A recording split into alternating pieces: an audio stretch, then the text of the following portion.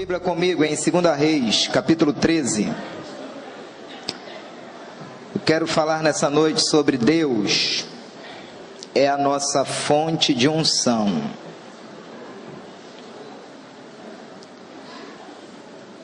Nunca permita que nada substitua isso na sua vida. Amém? 2 Reis, capítulo 13.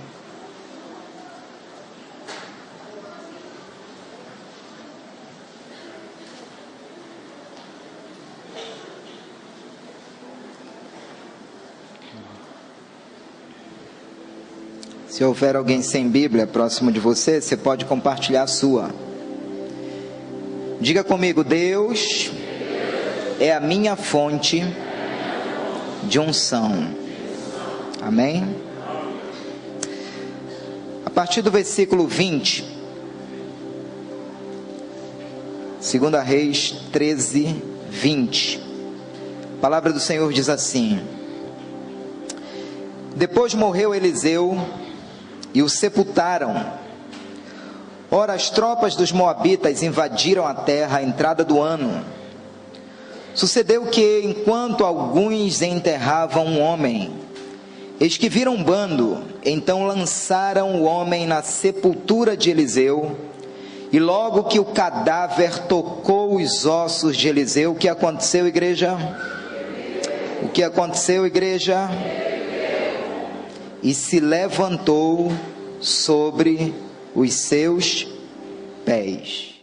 Você pode se sentar, querido. Amados, eu confesso que falar sobre Eliseu, para mim particularmente, é um privilégio muito grande. E ao meditar nessa palavra para a noite de hoje, eu fiquei imaginando quantas pessoas daqui a 10, 15, 20 anos terão prazer, satisfação, privilégio de falar sobre o nosso nome, de falar sobre aquilo que nós fomos nessa terra, aquilo que nós fomos nessa geração. Porque falar sobre alguns personagens bíblicos é motivo de alegria, de satisfação para o coração daqueles que reconhecem que Deus precisa de homens e de mulheres em cada tempo, em cada geração, para que a vontade dele seja estabelecida na terra. E quando eu vejo aqui a vida de Eliseu, ele nos inspira por várias facetas do seu caráter, da sua vida, da sua postura, do seu comportamento. Se tivéssemos que falar hoje aqui sobre a arte da submissão e da fidelidade, Eliseu seria um personagem tremendo, porque o que esse homem foi para com Elias, foi assim um discípulo fora de série, foi um liderado maravilhoso, que se submeteu em todos os processos pelos quais ele passou. E no finalzinho daquele discipulado, no finalzinho daquele processo de líder e liderado, Elias estava prestes para ser arrebatado. E Eliseu então suspirou por algo que eu acredito que cada um de nós precisa suspirar como crente e como cristão. Eliseu, de tão impactado pela vida e pela unção que havia na vida de Elias, desejou naquele último momento a porção dobrada do Espírito que estava sobre Elias. Sabe, amados, esse precisa ser o nosso maior anelo. Você não pode se contentar e se sentar numa cadeira como essa, domingo após domingo, terça após terça. Eu quero te dizer que além dessa cadeira, existe algo mais de Deus para a sua vida nessa geração. Diga amém. Eu me sinto aqui nessa noite falando com profetas que Deus vai usar nesse tempo. Se você é um deles, diga amém. Deus está de olho nessa geração. Deus está de olho na sua vida. Você que anda se escondendo na vida cristã, Deus está de olho em você, porque Ele tem um sonho contigo. Apesar das tuas limitações, apesar das tuas ocupações, Deus tem um sonho contigo. E talvez você diga: mas pastor, o que dizer do meu pecado? O que dizer das prostituições que eu ando cometendo? Eu quero te dizer que Deus tem poder para arrebentar com tudo isso aí.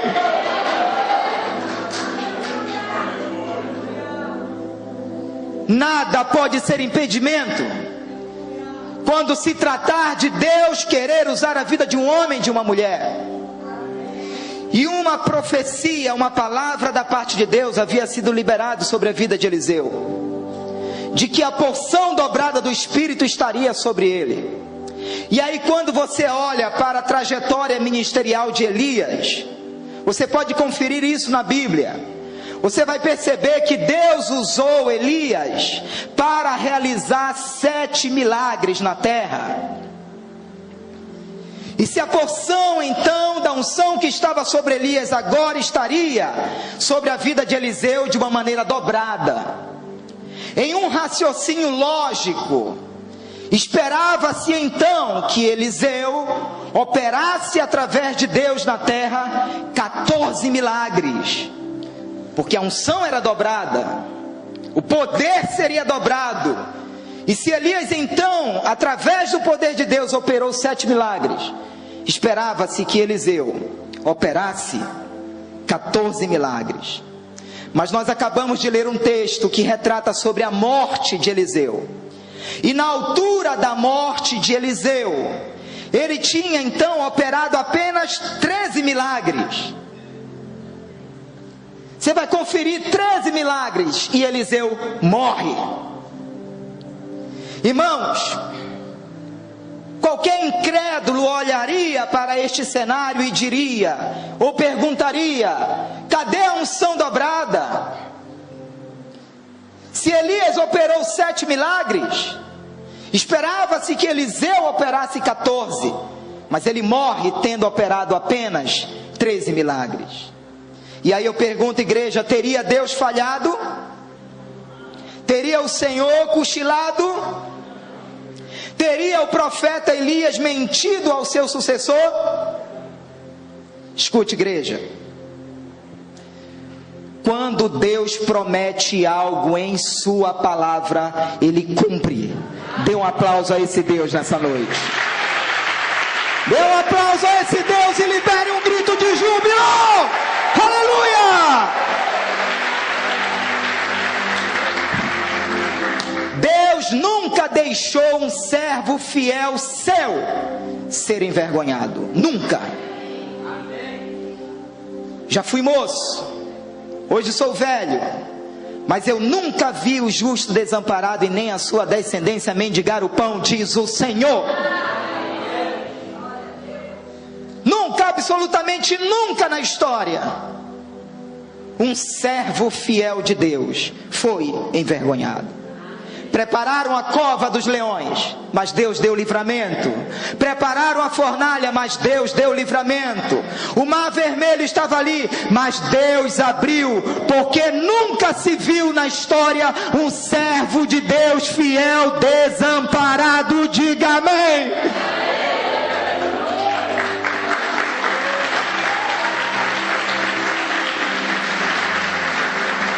Por que, pastor? Porque Deus não falha.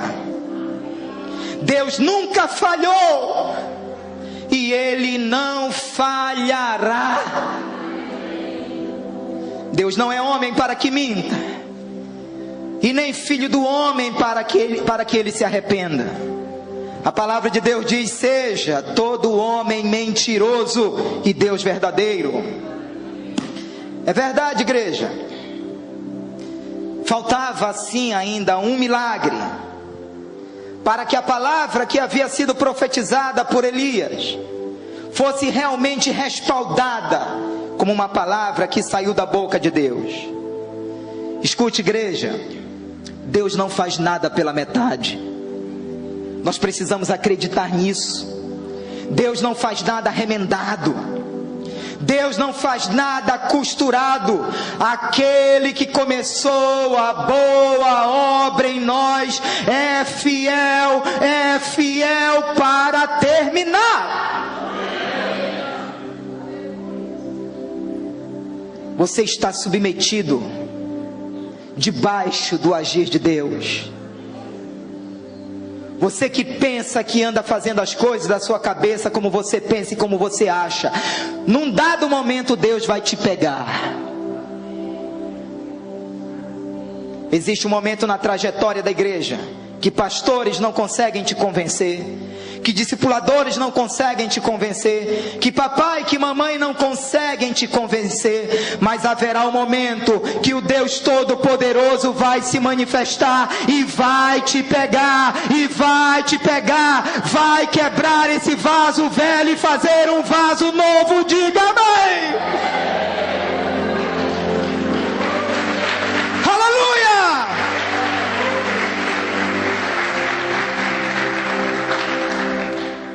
Porque, pastor, Deus não falha, porque está escrito em Isaías 55, 10, 11: porque assim como a chuva e a neve descem dos céus, e para lá não tornam, mas regam a terra e a fazem produzir e brotar, para que se dê semente ao semeador e pão ao que come, assim será a palavra que sair da minha boca. Ela não voltará para mim vazia, antes fará o que me apraz e prosperará naquilo para que a enviei.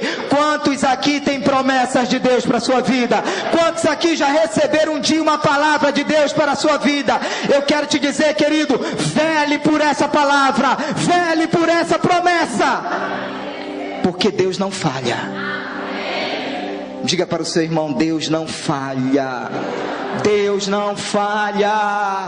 Deus não falha. Deus não se atrasa. Deus não tarda. Parece que está demorando, mas esteja certo que vai chegar a resposta. 13 milagres e o Eliseu morre. Mas foi na ocasião da sua morte que algo milagroso aconteceu, que algo inusitado aconteceu. Quase sai línguas estranhas. Foi nesse cenário de morte, de caos, onde parecia não ter mais jeito, que algo glorioso e sobrenatural acontece, completando o 14º milagre. Pastor, como foi isso? Foi assim: nas terras de Israel estavam sepultando um defunto, e lá estava toda a turma carregando o morto, o defunto. Cenário triste, um cortejo fúnebre, momento de tristeza.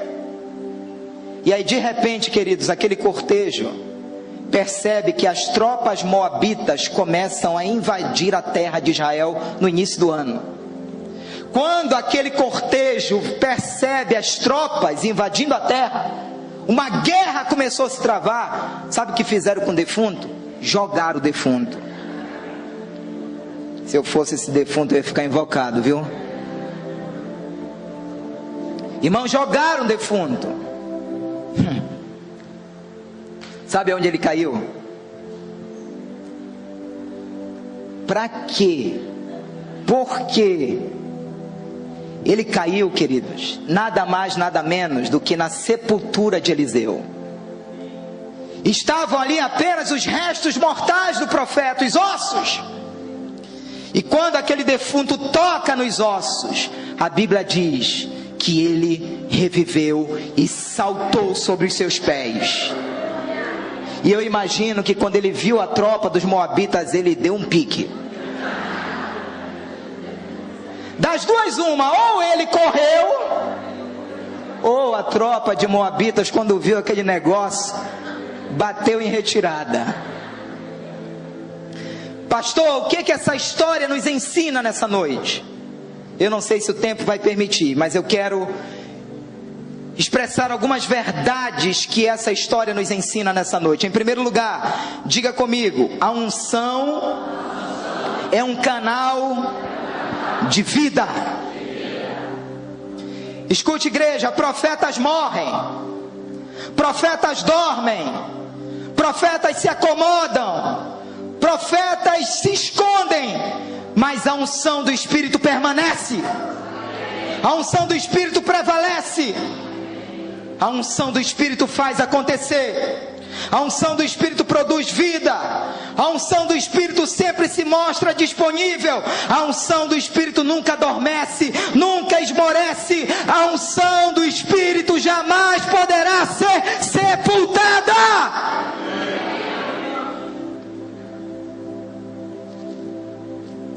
Eu orei aqui ainda há pouco, dizendo: Senhor, eu não espero por uma unção que venha nesse lugar. Eu creio que sempre houve uma unção nesse lugar, porque essa igreja aqui, ela nasceu debaixo dessa unção.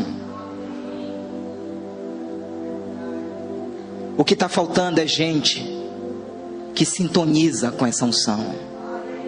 O que está faltando é gente que capta essa unção. O que está faltando é gente que entre na frequência desta unção, principalmente em momentos de adoração. Porque adoração não é o ministério de louvor tá cantando para a igreja, é o ministério de louvor tá tocando o coração de Deus. Adoração não é a igreja tá cantando para o além, mas é uma igreja que está tocando o coração de Deus. Irmãos, e quando o coração de Deus é tocado por a vida de uma igreja, por a vida de um homem, Deus se derrete, Deus se derrama, Deus desce, Espírito Santo cai. Pode faltar profetas, porém a unção jamais faltará. Eu lhes digo, igreja, com muita convicção, e respondo por isso, que uma igreja pode sim viver sem estratégia, sem uma visão, sem um método, sem uma ferramenta, mas é impossível uma igreja sobreviver sem a unção do Espírito. Feliz é a igreja que consegue compatibilizar estratégia com unção.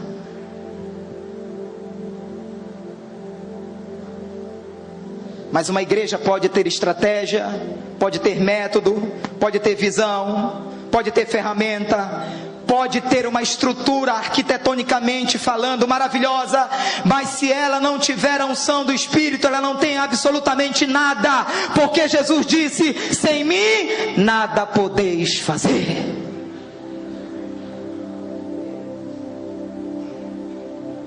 Tudo indicava que Eliseu sepultado, a unção tinha acabado, a unção tinha terminado, os milagres encerraram, tudo indicava isso, até porque não houve depois de Eliseu quem desse sequência a esta unção. Se essa unção pudesse falar ali naquela sepultura, e perceba no texto que o corpo de Eliseu já estava nos ossos. Então aquela unção já estava ali há muito tempo. E se essa unção pudesse falar, ela gritaria ali dizendo: onde estão os homens? A quem eu posso manifestar esta unção? Ela estava ali há muito tempo, aquela unção.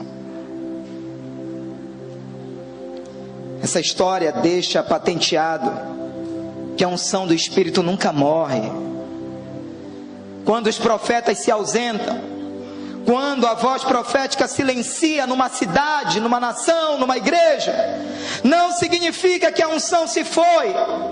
Pelo contrário, ela permanece disponível, aguardando por aqueles que estão na fila. Quem aqui está na fila do Espírito nessa noite? Quem aqui está na fila do Espírito nessa noite? Diga amém! Deus está aguardando por você. Deus está aguardando por você. Meg, eu quero lhe falar algo pelo Espírito de Deus. Você faz um trabalho de excelência nessa igreja, na tesouraria. Mas Deus quer mais através de ti, Meg. Eu te vejo cheia do Espírito sendo usada para muitas pessoas, Meg. Sabe, Luciana, eu te falo isso com muito carinho, com muito temor e com muito amor. Você faz um trabalho maravilhoso na secretaria dessa igreja. Mas Deus, Luciana, quer te usar. E o Espírito do Senhor me fala aqui nessa noite que Ele vai ungir as tuas mãos. Tu vais orar, Luciana, por enfermos, e eles serão curados em nome de Jesus. Quem recebe essa unção, diga amém. Dê o seu melhor aplauso ao Senhor e libere um grito de júbilo. Aleluia!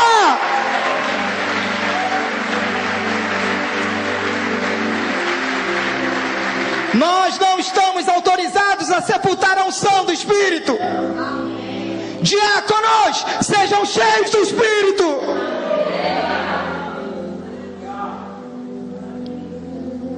Queremos ver levitas subindo aqui que toquem os céus dessa cidade. Assim diz o Senhor nessa noite: nós não estamos autorizados a sepultar a unção do Espírito.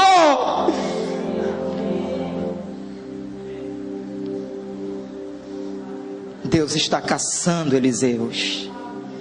Deus está caçando Elias.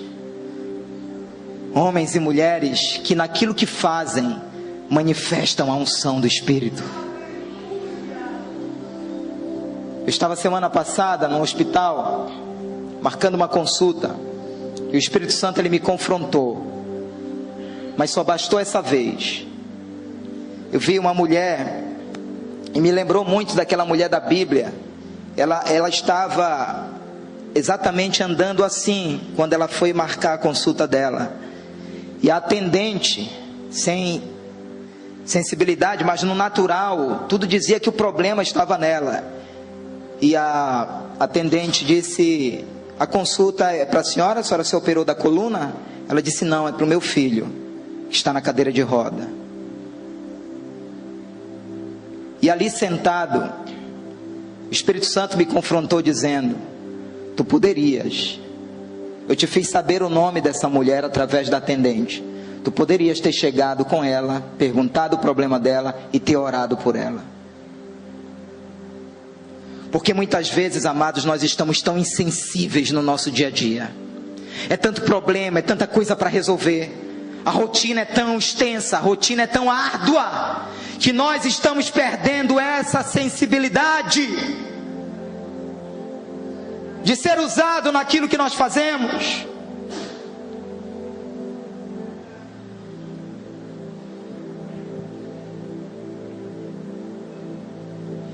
Fui num restaurante esses dias com a minha família, e tinha desconto para as estudantes. Minhas filhas estavam com camisa da escola, e a comanda era especial para quem era estudante. Uma dica aí, viu, Vacarinho? Boi de ouro. E as minhas filhas naquele restaurante, a moça, quando entregou a comanda, deu para elas, eu fiquei esperando a minha, e ela me perguntou: você é estudante? Eu disse: sou. Cadê sua carteirinha? Não, eu sou estudante da Bíblia. E eu comecei a falar do amor de Deus e descobri que ela era uma crente. Não deu nem para evangelizar direito. Se permitindo ser usado no seu dia a dia. Ninguém está autorizado a sepultar a unção do Espírito.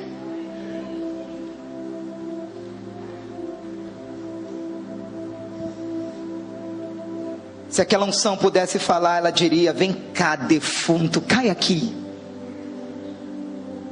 Vem aqui, defunto, vem. Ah, queridos, ao passarmos por tantos pecadores, por tantos enfermos, se o Espírito Santo que habita em nós pudesse gritar dizendo: Marcelo, deixa eu te usar para Ele. A unção é um canal de vida. O Espírito do Senhor está sobre mim, disse Jesus. Ele me ungiu para pôr em liberdade os cativos, para dar vista aos cegos, para anunciar o ano aceitável do Senhor. Sabe o que a gente tem feito? Na maioria das vezes a gente tem jogado bordão, vai lá, Geazi, disse Eliseu, e joga o bordão no defunto que ele vai ressuscitar. Não ressuscitou. Mas quando Eliseu foi lá, botou mão com mão, testa com testa, barriga com barriga, em cima do defunto, ele levantou. Porque a unção, ela exige contato. A unção, ela cobra isso, contato. Contato. Aquele defunto poderia ter passado perto dos ossos e nada ter acontecido, porque a unção exige contato. Eu tenho que falar, eu tenho que pegar, eu tenho que impor as mãos. Ezequiel, profetiza e dizes aos ossos secos, ouvi a palavra do Senhor. A unção, ela exige de nós uma postura. A unção exige de nós um comportamento pelo qual a unção de Deus vai fluir. E às vezes em coisas tão simples. Em coisas tão simples. Em coisas tão simples. Em segundo lugar, acabou o culto.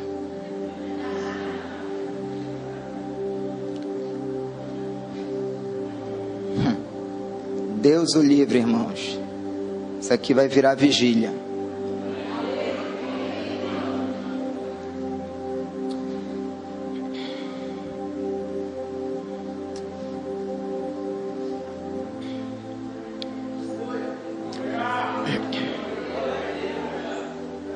Eu vou terminar dizendo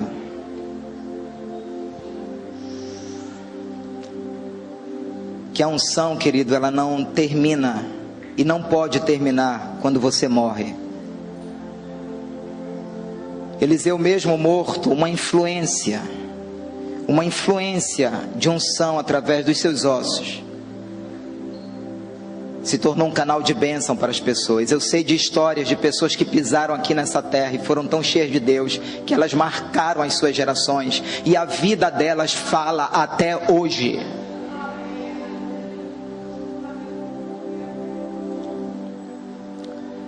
Nós perdemos esse ano 2 pessoas tão maravilhosas aqui na igreja, Dizan, Marcelo, acho que ano passado, 2 anos atrás, o pastor Gouveia. Mas eu fico a me perguntar, quem se lembrará dessas pessoas daqui a 20, 15, 30 anos? O que falarão da gente quando a gente morrer? O que de significativo você permitiu que o Espírito Santo fizesse através da sua vida? Sua célula precisa ser esse lugar de vida, onde as pessoas chegam caídas e elas se levantam ali. A igreja, ela precisa ser esse lugar de vida, onde as pessoas chegam caídas e aqui elas se levantam, porque a unção se encarrega disso. A unção, ela quebra o jugo, a unção, ela muda o cenário, a unção, ela muda o histórico, a unção de Deus muda a nossa sorte. Eu vim para cá hoje para ministrar essa palavra, assim, cheio de anseio em relação a 2015.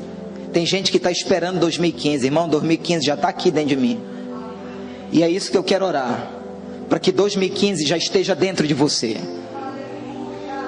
para que esse ano que vai vir aí já esteja dentro de você, vai fervilhar dentro de você, vai ferver dentro de você. 2015 será um ano de restituição em muitas áreas da sua vida. 2015 será um ano de respostas. 2015 será um ano onde Deus vai te surpreender em muitas áreas da tua vida. 2015, eu profetizo isso, será um ano em que sonhos que não aconteceram ainda estarão acontecendo no poder do nome do Senhor Jesus. 2015 será um ano em que Deus vai desenterrar talentos, vai desenterrar dons. 2015 será um ano em que a unção de Deus na tua vida vai entrar em operação. Em operação. Quem recebe, diga amém. Diga amém. Forte aplauso a Ele, grito de liberdade.